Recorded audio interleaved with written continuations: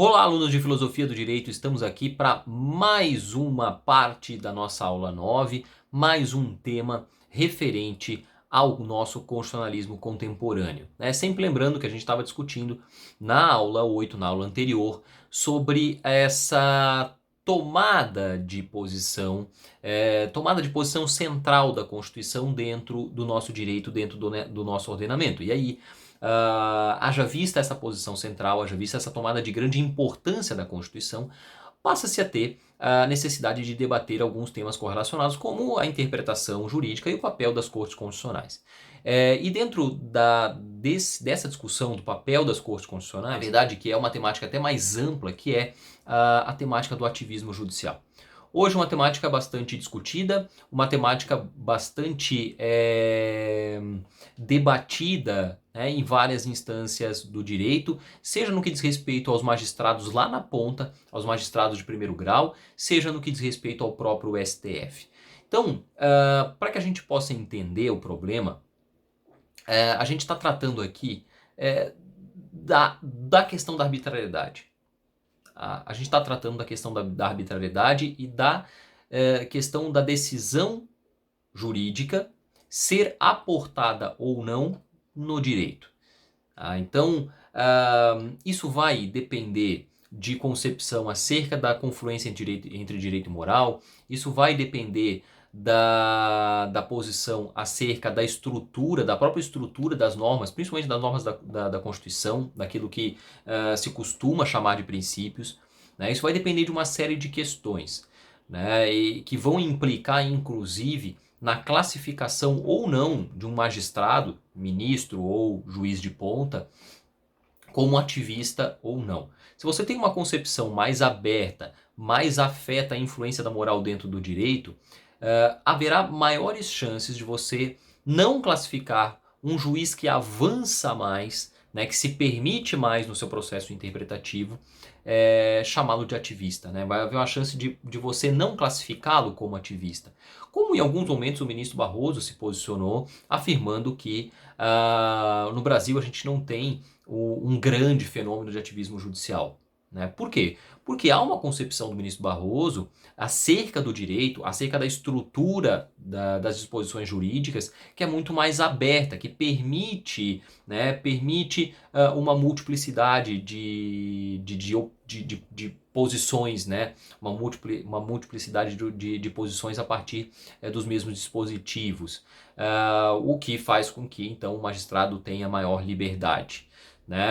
Agora, se você tem uma posição mais restrita acerca da interpretação, mais restrita acerca da estrutura das exposições jurídicas, inevitavelmente vai ser mais fácil você classificar um juiz que avance mais, um juiz mais proativo, como um juiz ativista. Porque o ativismo judicial, ele está vinculado, a ideia de ativismo judicial está vinculada ao extrapolar dos limites interpretativos do direito. Se você então entende que os limites interpretativos são mais amplos, menos juízes entrarão nessa classificação de ativismo. Se você entende que os limites interpretativos são mais restritos, mais juízes inevitavelmente entrarão na classificação de ativista. De ativista. No entanto, sempre que eu estiver falando de um juiz ativista, eu estou falando de um juiz que extrapola os limites interpretativos, certo? Então, esse é o elemento central da discussão do ativismo, é o extrapolar dos limites interpretativos, o extrapolar dos limites interpretativos. Se você verifica, independente de qual é a sua concepção sobre os limites interpretativos, que o juiz está extrapolando, então esse juiz será um juiz ativista. Será um juiz que está decidindo não de acordo com o direito, mas sim de acordo com outra coisa. E aí é o momento em que o Lênin vai dizer que é a decisão arbitrária, que é a decisão de um juiz solipsista, que decide conforme a própria consciência e não conforme o direito. É daí que a gente vai trabalhar a crítica ao juiz ativista. Então, se eu tenho uma concepção mais apegada ao direito, eu vou ser muito crítico ao ativismo.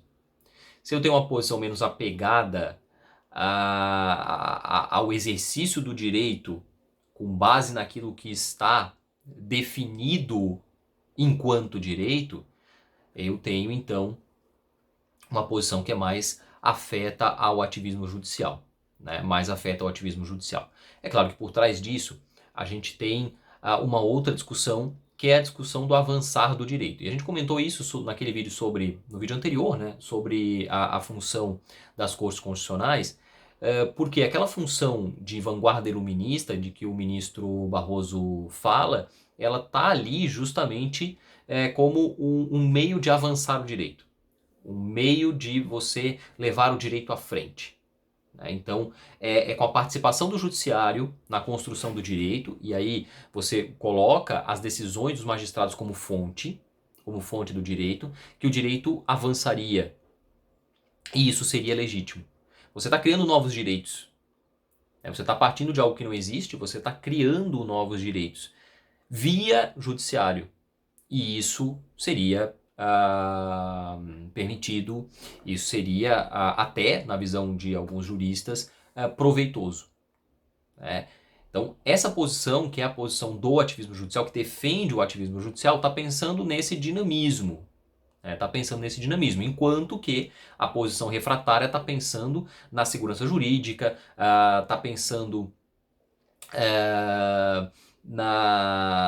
nos efeitos de decisões arbitrárias, né? Ou seja, na vinculação a interesses pessoais e não interesses vinculados à própria Constituição, à própria lei.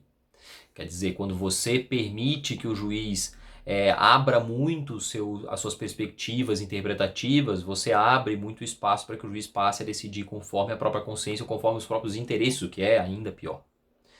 Então, estamos entre esses dois pontos. A necessidade de avançar com o direito, e aí com um legislativo conservador, um legislativo lento, moroso, um legislativo muito vinculado também a interesses que não necessariamente são interesses de ordem constitucional ou interesses da sociedade, né? E de outro, uma grande possibilidade de que os magistrados possam moldar o direito conforme seus próprios interesses ou conforme os seus próprios julgamentos morais, né? O que pode não ser tão interessante assim. Eu sempre costumo comentar, enquanto os juízes, com toda essa liberdade, estão decidindo da maneira como a gente gosta, da maneira como a gente quer, tá tudo certo. O problema se estabelece quando essa corte ela muda de configuração e ela passa a decidir contra os nossos interesses. E se ela tem essa ampla liberdade, se você deu essa ampla liberdade a essa corte, quando ela muda, ela não perde essa liberdade. É claro que o Barroso vai fazer uma restrição nesse sentido. Ele vai dizer, olha, temos essa configuração, essa necessidade de um judiciário mais efetivo, porque o nosso legislativo é mais conservador que o judiciário. Nosso judiciário é mais progressista do que o legislativo. Mas, é aquela coisa, quando você abre uma porta do poder, uma porta de poder, e essa é uma porta de poder, né? Você abre a possibilidade de um exercício de maior poder. Quando você abre o leque interpretativo, você dá mais poder ao judiciário. Então, quando você abre essa porta, você fechá-la é muito complicado. Né? É muito complicado. Então, dizer assim, não, até agora estava valendo. Né? Até agora a gente tem uma possibilidade interpretativa mais ampla.